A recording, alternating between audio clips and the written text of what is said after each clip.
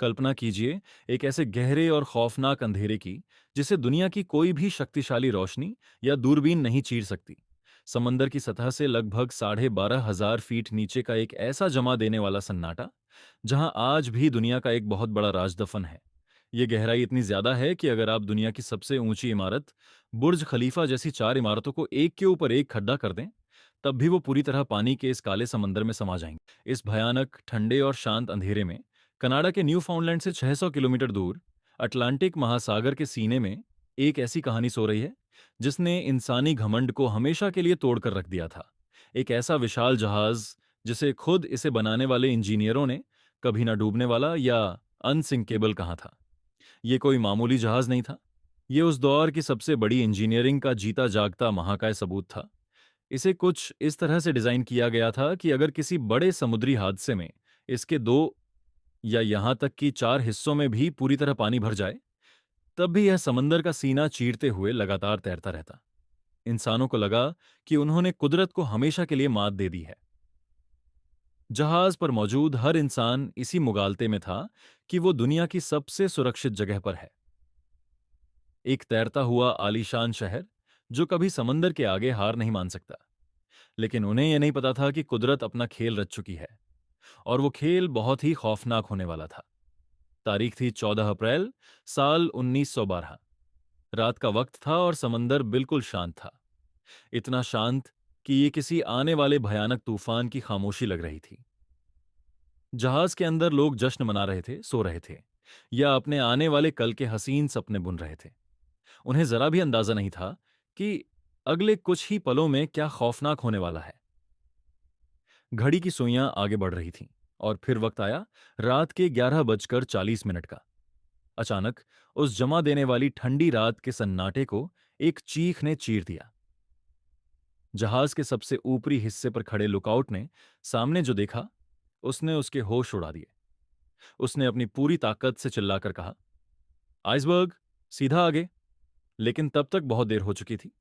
उस विशाल बर्फीले पहाड़ को देखकर जब तक जहाज की दिशा मोड़ने की कोशिश की जाती, तब तक मौत का वो साया जहाज के बेहद करीब आ चुका था। वो एक मामूली टक्कर नहीं थी। उस विशाल बर्फ के पहाड़ ने जहाज के किनारे को इस बेरहमी से चीरा कि उसके मजबूत लोहे के शरीर में 300 फीट लंबी एक भयानक दरार पड़ गई। जहाज के उस हिस्से में इतने छेद हो गए कि समंदर का ठंडा और जानलेवा पानी पूरी ताकत से अंदर घुसने लगा। वो इंजीनियरिंग जिस पर पूरी दुनिया को इतना नाज था, उस दिन बर्फ के एक टुकड़े के सामने घुटने टेक रही थी। पानी बिना किसी रुकावट के अंदर भर रहा था। जहाज ने जो सोचा था, कुदरत ने उससे कहीं ज्यादा डैमेज कर दिया था। जैसे जैसे पानी जहाज के अगले हिस्से में भरता गया, उसका वजन बढ़ने लगा। आगे का हिस्सा समंदर के काले पानी में धीरे धीरे नीचे धंसने लगा।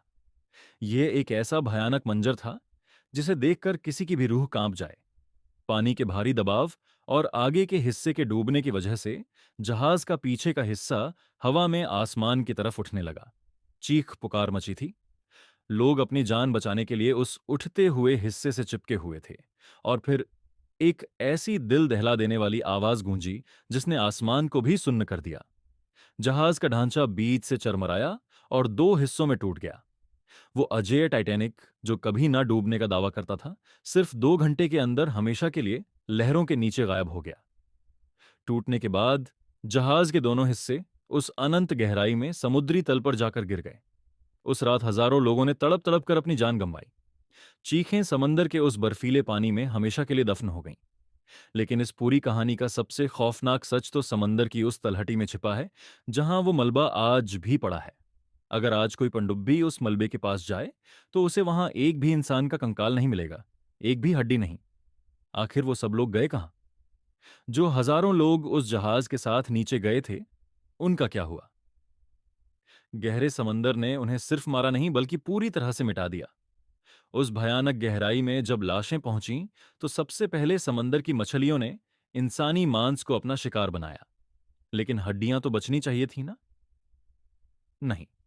उस अथाह गहराई में मौजूद पानी में कैल्शियम कार्बोनेट की मात्रा इतनी ज्यादा थी कि उसने बची हुई हड्डियों को भी गलाना शुरू कर दिया। एक ऐसा रासायनिक और जैविक चक्र चला जिसने सिर्फ 5 सालों के अंदर हर एक हड्डी, हर एक कंकाल को पूरी तरह से पानी में घोल दिया। समंदर ने इंसानों का कोई नामो निशान नहीं छोड़ा। आज 12,500 फीट नीचे घोर अंधेरे में सिर्फ एक लोहे का ढांचा पड़ा है, जो धीरे धीरे गल रहा है।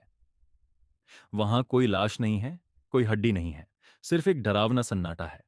टाइटैनिक सिर्फ समंदर में डूबा नहीं था, समंदर ने उसे निगल लिया, उसके इंसानों को बिना किसी सबूत के हमेशा के लिए मिटा दिया और इंसानी घमंड को एक ऐसी खामोश और ठंडी कब्र में बदल दिया जहां से कभी कोई आवाज लौटकर नहीं आती।